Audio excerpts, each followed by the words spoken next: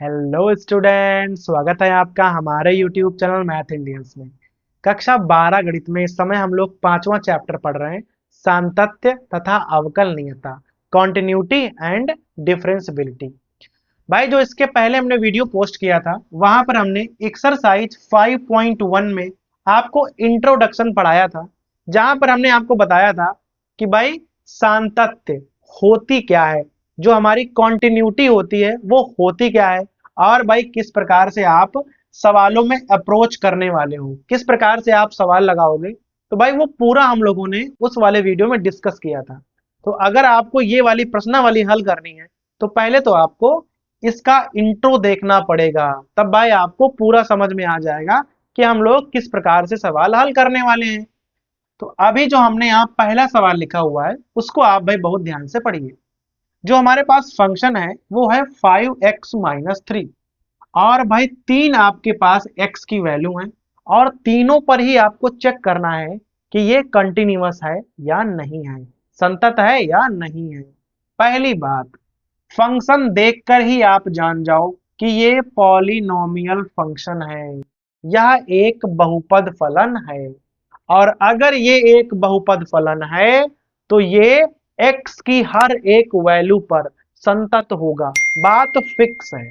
ठीक है, अब देख लो भाई, मान लो आपके पास कहीं पॉलिनोमियल फंक्शन आ जाए, कहीं पर भी हूं, इस बात से भाई कोई फर्क नहीं पड़ता है कि x की क्या वैल्यू दी गई है, इस बात से कोई फर्क नहीं पड़ेगा। अगर वो पॉलिनोमियल फंक्शन है तो x के किसी भी मान पर वह कंटिन्यूअस होगा।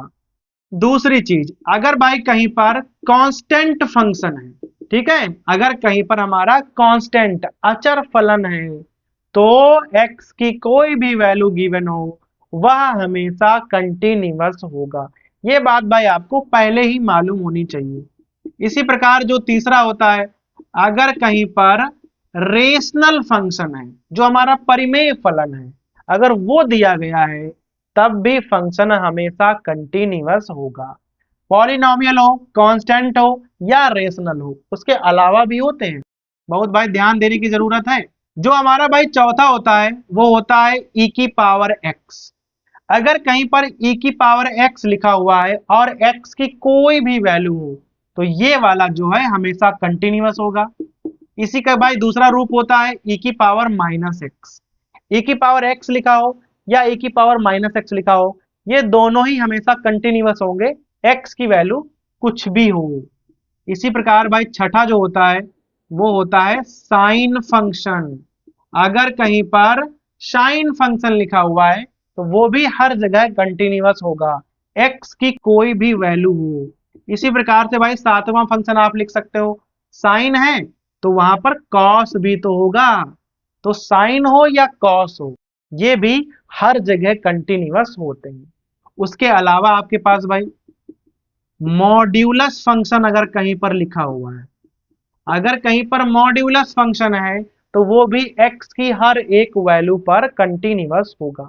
इसके अलावा एक और बचा है बस, अगर कहीं पर log x है, लेकिन यहां पर एक शर्त है, x का मान अगर शून्य से ज्यादा है तो, अगर शून्य से कम है तब तो नहीं होगा, लेकिन अगर x की वैल्यू प्लस में है, भाई शून्य का मतलब है, शून्य से बड़े का मतलब है कि x की वैल्यू प्लस में होनी चाहिए, तो अगर x की वैल्यू धनात्मक है तो log x भी हमेशा कंटिन्यूअस होगा।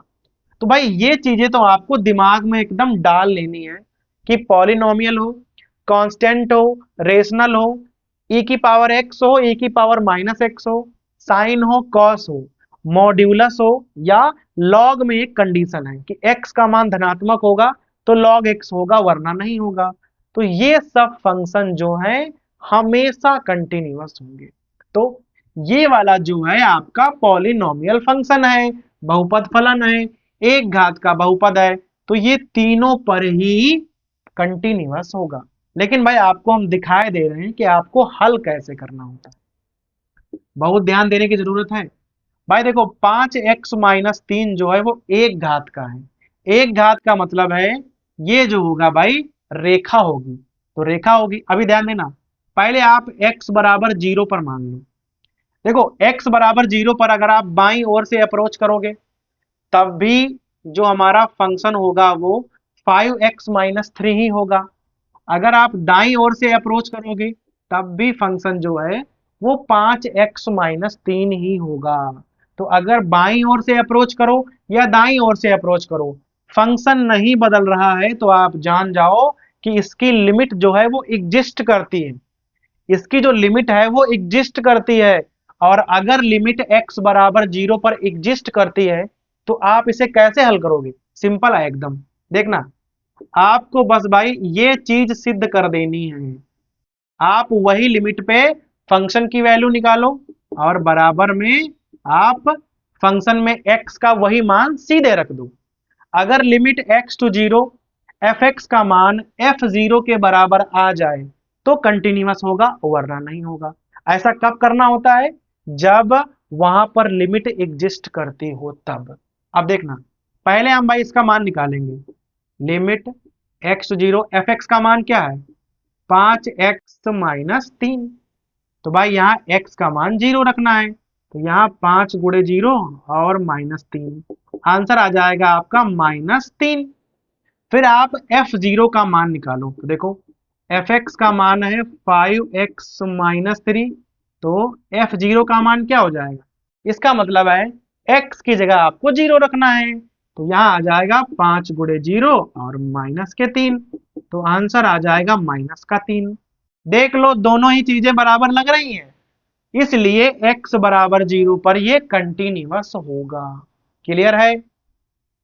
x बराबर माइनस 3 पर चेक करना है, तो जहां पर हमने x बराबर 0 लिखा है ना, वहां पर आप लिख दो x बराबर माइनस के 3।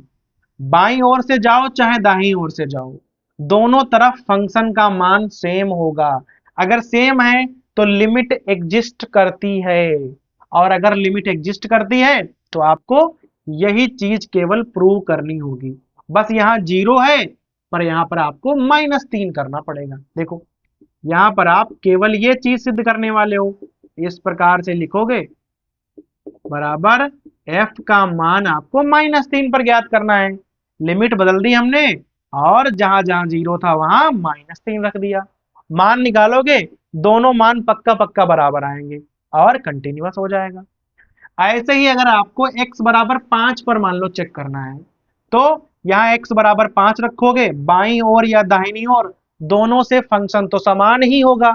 अगर समान है तो लिमिट एग्जिस्ट करेगी, और अगर एग्जिस्ट करेगी तो वहां पर भी आपको यही सब कुछ करना होगा। जहां 0 रखा है वहां पर आप 5 रख दो, वहां पर भी आंसर बराबर ही आएगा और कंटिन्यूअस हो जाएगा। ठीक है? क्योंकि भाई पॉलिनोमियल फंक्शन है तो ये x का मान चाहे कुछ भी हो, ये कंटिन्यूअस ही होगा। ठीक है भाई? तो हमने आपको भाई डायरेक्ट भी बता दिया है कि अगर इतने फंक्शन लिखे हैं तो आप डायरेक्ट लिख सकते हो कि ये कंटिन्यूअस होगा या नहीं होगा। तो इतने तो होते हैं क्लियर। ठीक है? और अगर आपको सवाल लगाना है तो आप इस प्रकार से सवाल को लगा सकते हैं। x बराबर 0 पर भाई हमने हल कर दिया है, बाकी पर आप स्वयं हल कर लेना। तो भाई ये हो जाएगा हमारा प्रश्न नंबर 1। अब भाई प्रश्न नंबर देखो 2 पे आ जाओ। x का मान 3 है और फंक्शन हमारे पास है 2x² माइनस 1, और चेक करना है कि भाई कंटिन्यूअस है या नहीं है। ध्यान देना, ये वाला फलन भी पॉलिनोमियल फंक्शन है, तो ये वाला भी x के किसी भी मान पर कंटिन्यूअस ही होगा। आपको भाई निकालने की कोई जरूरत नहीं है। फिर भी भाई यहां देख लो कि इसे आप किस प्रकार से लगाओगे। देखो, अगर आप x बराबर 3 मान लो यहां पर है, हालांकि भाई ये वाला सरल रेखा नहीं होगा क्योंकि 2 घात का फलन है, लेकिन समझने के लिए हमने यहां पर ऐसे बना दिया है। देखो, अगर ये वाला फंक्शन 2x² माइनस 1 है और x बराबर 3 पर आपको चेक करना है, तो आप चाहे बाईं ओर चाहे दाईं ओर किसी भी तरफ से अप्रोच करोगे, दोनों तरफ फंक्शन की वैल्यू तो सेम ही रहेगी। भाई फंक्शन की वैल्यू नहीं बदलेगी। ठीक है? क्योंकि भाई फलन जो है वो बहुपद फलन है, अगर नहीं बदलेगी तो x बराबर 3 पर लिमिट एग्जिस्ट करेगी। और अगर ऐसा होगा तो आप केवल ये दिखा दो इस प्रकार से। अगर भाई ये दोनों पक्षों बराबर कर दो आप, तो ये वाला फलन कंटिन्यूअस हो जाएगा। भाई x बराबर 3 पर आप fx का मान निकालो और वहां f3 निकाल दो, काम खत्म है। हल करो भाई। Limit x tends to 3, fx का मान क्या है 2x² माइनस 1। x का मान यहाँ आपको 3 रखना पड़ेगा, तो यहाँ हो जाएगा 2 गुणे 3 का वर्ग और माइनस 1। यहाँ हो जाएगा 9, 9 दूनी 18, 18 में से 1 गए तो आ जाएगा आपका 17। फिर आप भाई f3 का मान निकालो, तो f3 क्या हो जाएगा भाई 2x² माइनस 1 में आप x का मान 3 रखोगे, उसे ही तो हम f3 कहेंगे। तो चूंकि ये fx है तो आप यहाँ f3 कैसे मालूम करोगे, f3 हम मालूम करेंगे, हम x की जगह सीधा 3 रख देंगे, f3 मालूम हो जाएगा ना। तो 2 गुणे 3 का वर्ग और माइनस 1, देख लो ऐसे ही तो आया यहाँ पर, तो यहाँ पर भी तो 17 ही आएगा। और अगर ये दोनों चीजें आपस में बराबर हैं तो ये वाला फंक्शन कंटिन्यूअस हो जाएगा। आपको भाई इसके आगे हल करने की जरूरत नहीं है। क्लियर है। वैसे ही बहुपद फलन है तो भाई आप देख कर ही जान जाओ कि ये वाला तो कंटिन्यूअस ही आएगा। अब भाई प्रश्न नंबर देखो 3 को देख लो। प्रश्न नंबर 3 में ना हमारे पास 4 खंड हैं। भाई देख लो, ये पहला खंड है, ये दूसरा है, और ये वाला भाई तीसरा है, और ये वाला चौथा खंड है। और भाई आपसे पूछ रहा है कि इनकी जो है कंटिन्यूटी आपको चेक करनी है कि भाई कंटिन्यूअस है या नहीं है। देखो पहला वाला जो है ये पॉलिनोमियल फंक्शन है एक घात का। ये वाला जो है ये रेशनल फंक्शन है, परिमेय फलन है। ये वाला भी भाई हमारे पास परिमेय फलन ही है। इसे थोड़ा हल करोगे तो ये पॉलिनोमियल फंक्शन बन जाएगा। भाई यहां लगाओगे a² माइनस b² तो थोड़ा बहुत कैंसिल होगा और ये वाला भी पॉलिनोमियल फंक्शन ही बन जाएगा। ये और ये ना एकदम सेम सवाल ही बाद में बन जाएंगे। ये वाला जो है हमारा मॉड्यूलस फलन है। अब ये सब नाम आपको हम पढ़कर क्यों बता रहे हैं, क्योंकि भाई इस लिस्ट में ये सब मिल जाएंगे। अगर पॉलिनोमियल फंक्शन है, रेशनल फंक्शन है और मॉड्यूलस फंक्शन है तो x के प्रत्येक मान के लिए अगर x का मान बस r को बिलोंग करता हो तो ये वाले सब कंटिन्यूअस हो जाएंगे। आपको हल करने की कोई जरूरत नहीं है। अगर कोई सवाल परीक्षा में आता है तो आप सीधे लिख दोगे कि यह एक पॉलिनोमियल फंक्शन है और जो पॉलिनोमियल फंक्शन होते हैं वो x बिलोंग्स टू r पर हमेशा कंटिन्यूअस होते हैं, इसलिए ये वाला भी कंटिन्यूअस होगा। बस आप इतना लिखकर छोड़ दीजिए, आपको भाई नंबर मिल जाएंगे।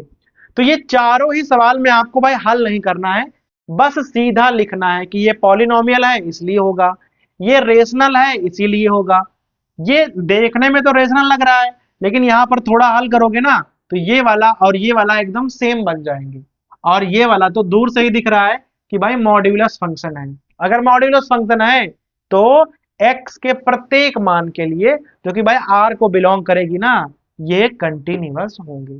तो केवल भाषा लिखनी है और सीधा उत्तर लिख देना है आपको। ऐसे ही भाई प्रश्न नंबर देखो 4 को देख लो। फंक्शन है x की पावर n, जहां आपको x बराबर n पर चेक करना है कंटिन्यूटी, और जहां n क्या है, n है पॉजिटिव इंटीजर। भाई धनात्मक पूर्णांक आपको दिया हुआ है। देखो देखकर यहां पर भी आप जान जाओगे कि भाई ये वाला पॉलिनोमियल फंक्शन है। x की पावर n है ना तो ये n घात का पॉलिनोमियल फंक्शन है और x के किसी भी मान के लिए बस मान r को बिलोंग करना चाहिए। तो अगर x जो है वो धनात्मक पूर्णांक है, सॉरी n, तो जो n है वो r को बिलोंग करेगी। अगर n r को बिलोंग करेगी तो भाई x भी r को बिलोंग करेगी। अगर x r को बिलोंग करेगा तो कोई भी पॉलिनोमियल फंक्शन कंटिन्यूअस होगा। तो आप यहां पर भी भाई सीधे भाषा का प्रयोग कर दोगे और लिख दोगे चूंकि ये पॉलिनोमियल फंक्शन है, n जो है वो r को बिलोंग कर रहा है क्योंकि भाई धनात्मक पूर्णांक है और धनात्मक पूर्णांक r को बिलोंग करते हैं। ठीक है, अगर n r को बिलोंग करता है तो x भी r को बिलोंग करेगा और ये वाला जो फंक्शन है वो x बराबर n पर कंटिन्यूअस होगा। तो अभी तक जो भी हमने आपको सवाल बताए हैं वहां पर भाई हल करने की कोई जरूरत नहीं है। आप इस लिस्ट में से कोई भी फंक्शन आ जाए उसे आप डायरेक्ट लिख सकते हो कि वह कंटिन्यूअस होगा। तो ये हो जाएगा आपका चौथा नंबर।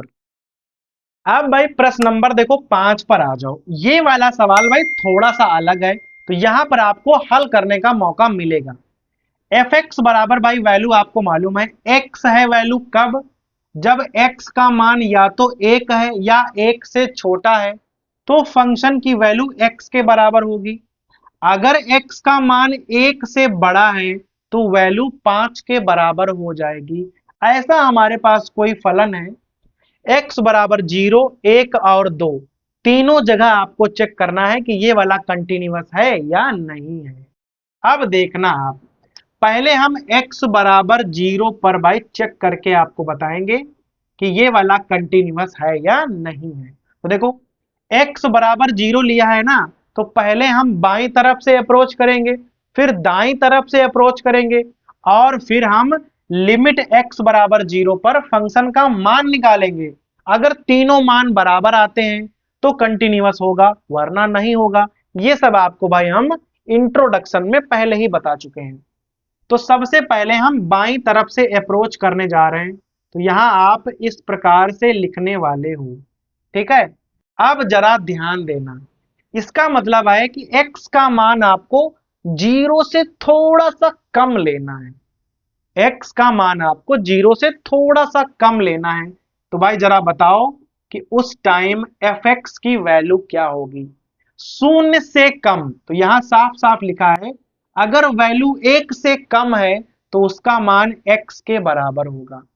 तो भाई 1 से कम है, यहां हम लोग 0 से कम ले रहे हैं, बात तो एक ही है ना।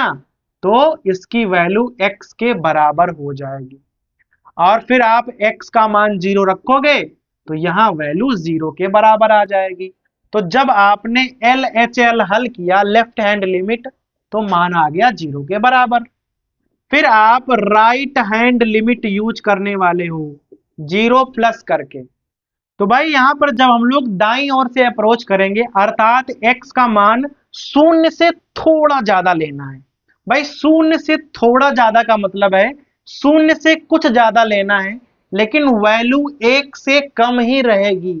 और जब x की वैल्यू 1 से कम रहेगी तो फंक्शन का जो मान है वो x के बराबर ही रहेगा। ऐसा भाई यहां पर लिखा हुआ है।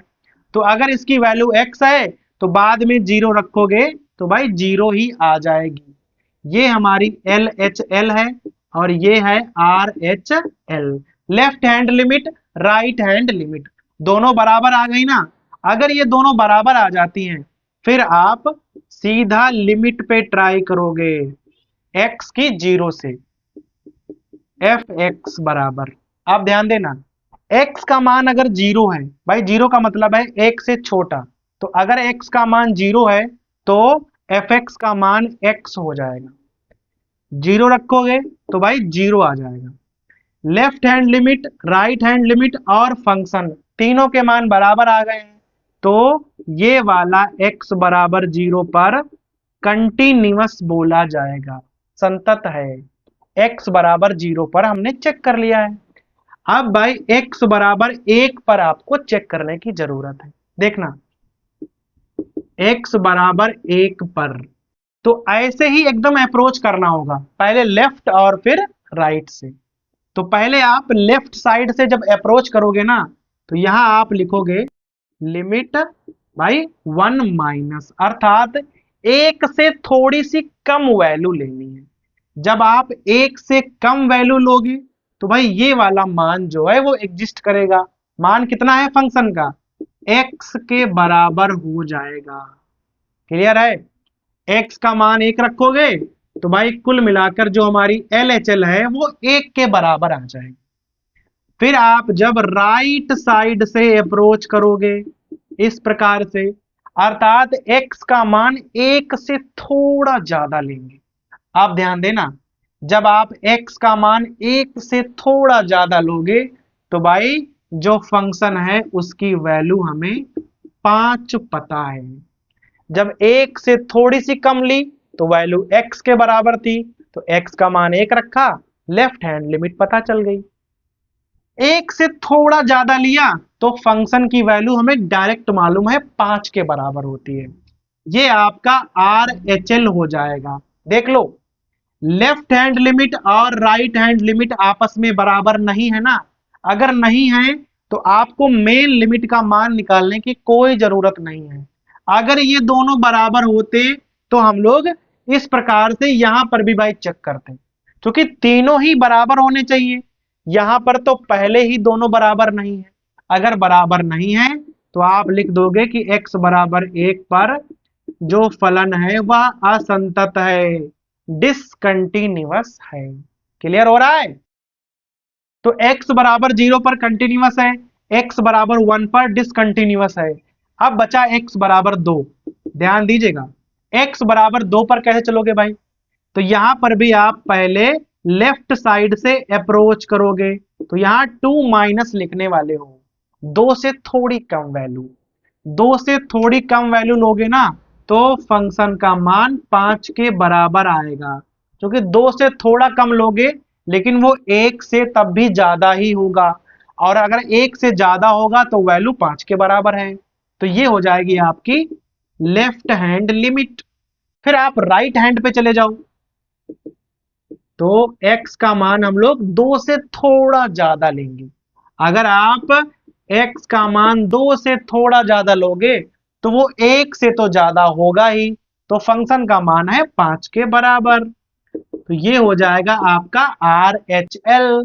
दोनों बराबर लग रहे हैं तो आपको मेन लिमिट का मान भी निकालना पड़ेगा। तो कैसे निकालोगे? लिमिट x सीधा 2 पर चेक करना है, वहां 2 माइनस 2 प्लस नहीं, सीधा 2 पर। और बताओ भाई फंक्शन का मान क्या हो जाएगा? तो देखो 2 पर भी फंक्शन का मान 5 ही होगा, जो कि कह रहा है x से बड़ा, अगर सॉरी 1 से बड़ा है तो फंक्शन 5 के बराबर है। तो यहां पर भी 5 के बराबर आ जाएगा। देख लो, तीनों वैल्यू बराबर आ गई। अगर तीनों वैल्यू बराबर हैं तो आप समझ जाओ कि x बराबर 2 पर भी ये कंटिन्यूअस होगा। समझ में आया? तो ये पहला ऐसा सवाल है 1 2 3 4 5 में जहां पर आपको हल करने का पूरा मौका मिला।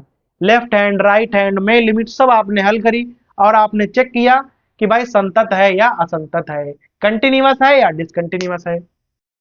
x बराबर 0 पर कंटिन्यूअस है, x बराबर 1 पर डिसकंटिन्यूअस है, और x बराबर 2 पर कंटिन्यूअस है। तो भाई ये हो जाएगा हमारा प्रश्न नंबर 5।